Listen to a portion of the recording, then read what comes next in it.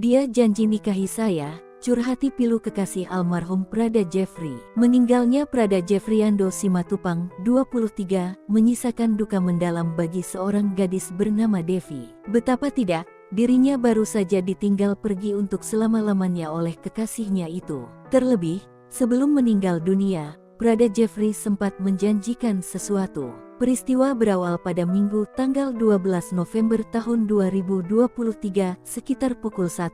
Prada Jeffrey keluar rumah tanpa izin untuk menemui temannya. Lalu, orang tua mendapat kabar Prada Jeffrey mengalami kecelakaan dan meninggal dunia. Menurut keterangan ayah Prada Jeffrey, Labas Simatupang, sosok yang mengabari anaknya kecelakaan adalah seorang warga sipil. Selanjutnya, pihak keluarga mendapatkan kabar dari anggota Batalion Rider 200 bahwa Prada Jeffrey berada di RSAK Gani Palembang dalam kondisi koma di ruangan ICU. Sementara itu, Devi mengatakan, Prada Jeffrey sudah berjanji akan menikahinya. Janji itu akan direalisasikan Prada Jeffrey ketika nanti naik pangkat.